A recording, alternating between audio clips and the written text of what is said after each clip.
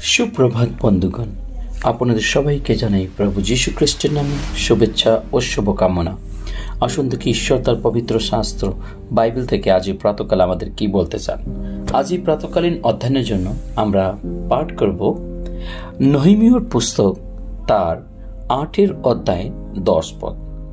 এখানে লেখা আছে, আর তিনি তাহাদিকে কহিলেন, যাও, পুষ্ট দ্রব্য ভোজন করো, মিষ্ট রস পান করো, এবং যাহার জন্য কিছু প্রস্তুত নাই তাহাকে অংশ পাঠাইয়া দাও, কারণ অধ্যকার দিন আমাদের প্রভুর উদ্দেশ্যে পবিত্র।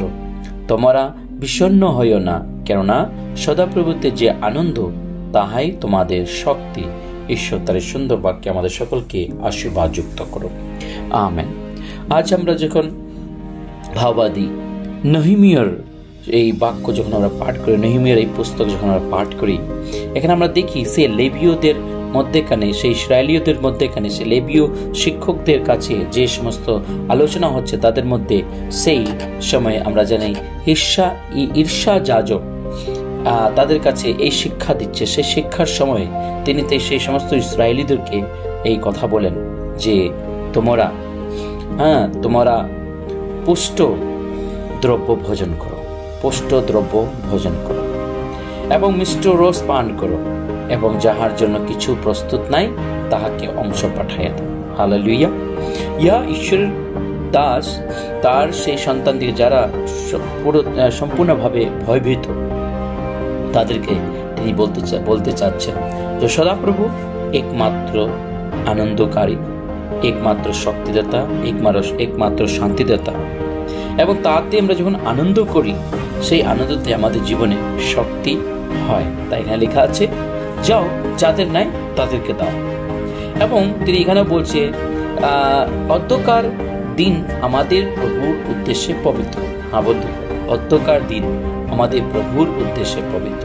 আজ যে দিন আমরা জীবনযাপন করছি, এই জীবনেই হচ্ছে সমস্ত বিশ্বাসী বর্গদের একটা পরীক্ষার সময়।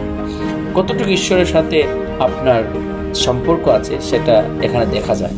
এই যে অবস্থা এখন পুরো দুনিয়াতে হচ্ছে, সেই সংসারের মধ্যে যে সব অবস্থা, সেই অবস্থার মধ্যে আমাদেরকে স্থির থাকতে হবে এবং আমাদেরকে সেই পুষ্ট দ্রব্য ভোজন করতে হবে, মিষ্ট রস পান করতে হবে, এবং যাদের নাই তাদেরকে আমাদের দেওয়া দরকার আছে।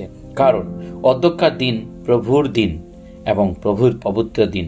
বন্ধুগণ, তাই আমাদের কোনো বিষয় নিয়ে বিষণ্ণ হওয়ার কোনো প্রয়োজন নাই, কিন্তু সদাপ্রভুতে আমাদের স্থির থাকা দরকার। কারণ সদাপ্রভুতে যে আনন্দ তাহাই আমাদের শক্তি। বন্ধুগণ, ঈশ্বরের বাক্য যদি আপনার জীবনে আছে, প্রভু যীশু যদি আপনার জীবনে বাস করছে, পবিত্র আত্মা যদি আপনার জীবনে বাস করছে, পবিত্র আত্মাকে নিয়ে যদি আপনি জীবনযাপন করছেন, তাহলে চিন্তা করবেন না, আপনার জীবনে তা প্রভুর সেই শক্তি আপনার সাথে আছে। সেই আনন্দ, যে আনন্দতে আপনি আছেন, সেই আনন্দের মধ্যেই প্রভুর শক্তি আছে। আসুন এই শক্তিকে আমরা জীবনে নিয়ে আমাদের জীবনকে প্রভুর হাতে সমর্পণ করি। পবিত্র পবিত্র বাহিনীর সদাপ্রভু, তোমায় মহান ধন্যবাদ করি। আজ এই সুন্দর প্রাতকাল তোমার হস্তে সমর্পণ করি। এই প্রাত থেকে নিয়ে সারাটা দিন তোমাদের সঙ্গে সঙ্গে থাকো। তোমার পবিত্র আত্মা আমাদের পরিচালনা করো। এই ক্ষুদ্র প্রার্থনা যিশু তোমার পবিত্র নামে চাই, আমেন।